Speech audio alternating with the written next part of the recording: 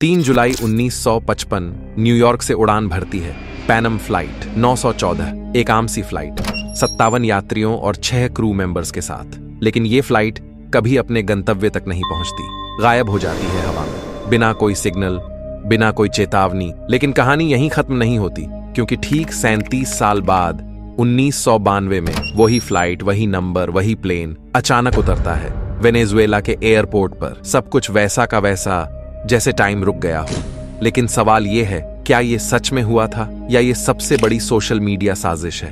क्या flight 914 time travel कर गई थी, या इसके पीछे छिपा है एक ऐसा सच जो दुनिया से छुपाया गया है? आज हम करेंगे इस मिस्ट्री का पूरा एनालिसिस, सबूतों के साथ, लॉजिक के साथ और कुछ ऐसे राजों के साथ जो आपको कहीं और नहीं मिलेंगे। और अगर आप भी हिस्ट्री और मिस्ट्री को समझने में दिलचस्पी रखते हैं तो जल्दी से सब्सक्राइब करिए 143 हिस्ट्री 2.0 को, क्योंकि यहां मिलती है कहानी, वो भी सबूतों के साथ।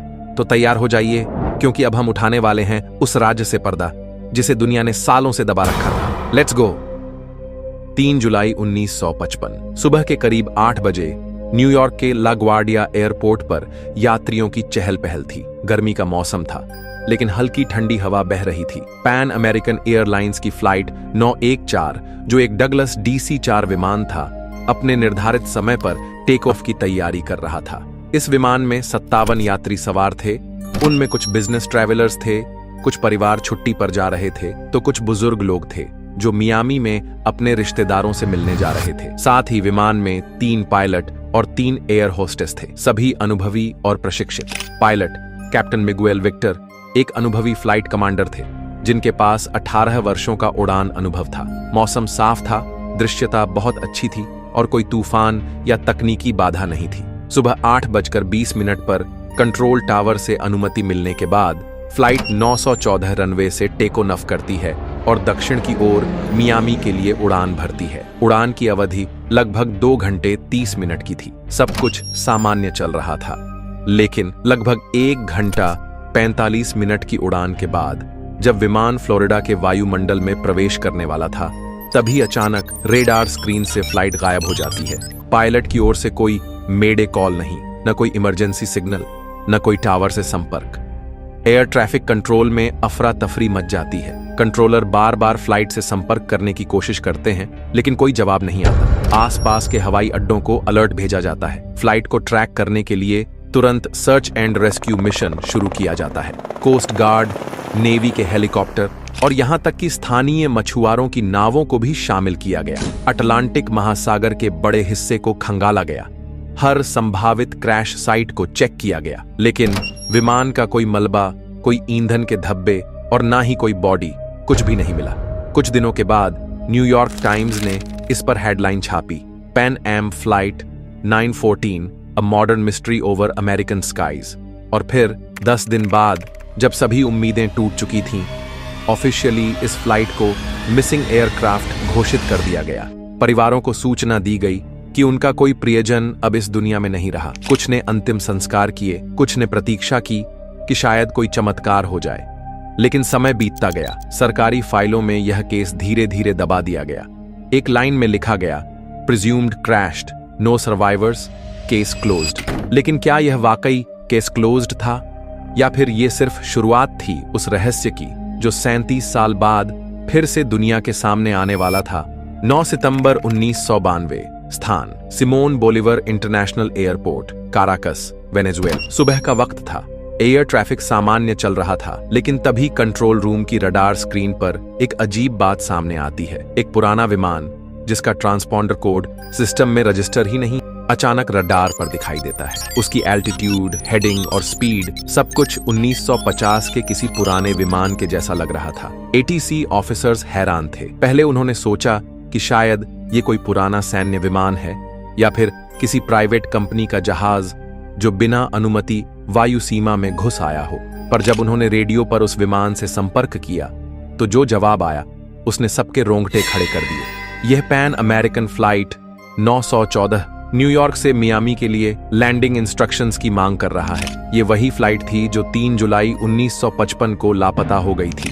ATC अधिकारी एक दूसरे की ओर देख रहे थे, अविश्वास और डर के साथ। पैनम लेकिन वो तो 1991 में बंद हो चुकी है। 914, क्या ये संभव है? उन्होंने तुरंत पहचान के लिए रिकॉर्ड चेक किए और पाया कि ये ट्रांसपॉन्डर कोड, कॉल साइन और यहां तक कि पायलट का नाम कैप्टन मिगुएल विक्टर, सब कुछ 1955 की फ्लाइट 914 से मेल खा रहा था। हड़बड़ी में सुरक्षा बलों को अलर्ट किया गया। मेडिकल टीमें और इमिग्रेशन ऑफिसर रनवे के पास तैनात किए गए। विमान को तुरंत रनवे 5 पर लैंडिंग की अनुमति दी गई। जैसे ही विमान जमीन पर उतरा, सबसे पहले लोगों की नजर उस विमान की बनावट पर गई। एक पुराना डगलस DC-4 जिस पर फेड पेंट और पुरानी पैन आर्म की मार्किंग थी। विंग्स पर जंग, इंजन के बाहर धूल और सबसे अजीब बात, कोई भी आधुनिक नेविगेशन सिस्टम नहीं। विमान रुकता है, गेट खुलता है और बाहर जो यात्री निकलते हैं, उनके कपड़े, उनके सूटकेस, उनके टिकट सब 1950 के दशक के थे। महिलाएं घुटनों तक की स्कर्ट में, पुरुष फेडोरा टोपी और पुराने सूट में। टिकट हाथ से लिखे हुए थे, no barcodes, no boarding passes, just paper stuffs. एक महिला गोद में बच्चा लिए हुए थी। वो बच्चा उस समय लगभग 3 साल का था, जिसका जन्म वर्ष होना चाहिए था। 1952। एयरपोर्ट स्टाफ स्तब्ध था। वे यात्री घबराए हुए थे, पूछ रहे थे, क्या हम मियामी में हैं? ये जगह कुछ अलग क्यों लग रही है? आप लोग इतने अजीब कपड़े क्यों पहने हो? सुबह 9:15 पर टेक ऑफ के ठीक बाद मीडिया को खबर मिलती है और कुछ ही घंटों में time travel plane lands after 13 years जैसी हेडलाइन पूरे अमेरिका और फिर दुनिया में वायरल हो जाती है। कैमरे चमकने लगते हैं, टीवी चैनलों पर ब्रेकिंग न्यूज चलने लगती, फोन कॉल्स और गवर्नमेंट एजेंसियों की बाढ़ आ जाती है। लेकिन इस अजीब कहानी में एक और ट्विस्ट था। जब इमिग्रेशन ऑफिसर हुआन दे ला कोर्ट विमान की ओर बढ़ता है और पूछताछ शुरू करता है, तभी विमान का पायलट अचानक दरवाजा बंद कर देता है और फिर विमान एक बार फिर टेक ऑफ करता है बिना किसी अनुमति के।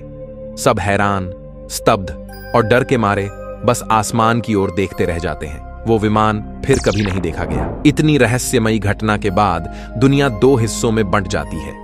एक जो इसे टाइम ट्रैवल का सबूत मानते हैं और दूसरे जो इसे होक्स या अफवाह कहते हैं। लेकिन क्या सच में यह घटना हुई थी? क्या वो फ्लाइट वाकई समय की दीवारों को चीर कर वापस लौटी थी, या फिर ये एक गहराई से रची गई स्क्रिप्ट थी जिसका मकसद कुछ और था? अगले भाग में हम जानेंगे इस कहानी से जुड़े सबसे बड़े गवाह, गुप्त सरकारी दस्तावेज और उस अखबार की कहानी जिसने इस रहस्य को जन्म दिया। 1993 की शुरुआत। 1 साल बीत चुका था उस रहस्यमयी घटना को, जब कराकास एयरपोर्ट पर 1955 की पैन एम फ्लाइट 914 ने अचानक लैंडिंग की थी और फिर बिना किसी पूर्व सूचना के दोबारा उड़ गई थी। मीडिया में यह घटना किसी काल्पनिक कहानी या अर्बन लेजेंड की तरह वायरल हो चुकी थी। कुछ लोग इसे टाइम ट्रैवल का सबूत मान रहे थे, कुछ इसे एलियन एनकाउंटर और कुछ इसे एक बेहतरीन फैब्रिकेटेड होक्स। लेकिन असली मोड़ तब आया वीकली वर्ल्ड न्यूज का विस्फोटक आर्टिकल अमेरिका के एक चर्चित टैबलॉइड वीकली वर्ल्ड न्यूज ने इस रहस्य पर पहली बार 1993 में एक स्टोरी प्रकाशित की। हेडलाइन थी, गायब हुआ विमान 1555 से लैंड हुआ है 1992 में, यात्री अभी भी युवा हैं। इस रिपोर्ट में कई सनसनीखेज दावे किए गए। कराकस एयरपोर्ट पर लैंड हुए विमान को गवर्नमेंट एजेंसियों ने कब्जे में लिया था। यात्रियों की उम्र अब भी उतनी ही थी जितनी 1955 में थी, यानी वे बिल्कुल नहीं बूढ़े हुए थे। पायलट और कुछ यात्रियों ने समय में यात्रा की पुष्टि की थी और कहा था कि उनके लिए कोई समय बीता ही नहीं। रिपोर्ट के साथ छपे थे पुराने कपड़ों में यात्रियों की धुंधली तस्वीरें और कथित रूप से ATC ऑफिसर जुआन दी ला कोर्ट का इंटरव्यू, जिसमें उसने कहा, मैंने खुद सुना था। उन्होंने कहा कि वे न्यूयॉर्क से मियामी जा रहे हैं, लेकिन यह सब कुछ 1955 का था। मेरे सामने समय ठहर गया था। हुआन दे ला कोर्टे, कराकास एयरपोर्ट का ATC सुपरवाइजर, अचानक पूरे रहस्य का मुख्य पात्र बन जाता है। उसने दावा किया कि जब फ्लाइट 914 लैंड हुई तो उसकी टेक्नोलॉजी, रंग, आवाज सब कुछ पुराने जमाने का था। और फिर जब गेट खुला, यात्री ऐसे निकले जैसे कोई विंटेज फिल्म सेट से आए हों। हुआन ने यह भी कहा कि फ्लाइट के जाने के बाद अमेरिकी और वेनेजुएला सरकार की ओर से उसे खामोश रहने का दबाव डाला गया।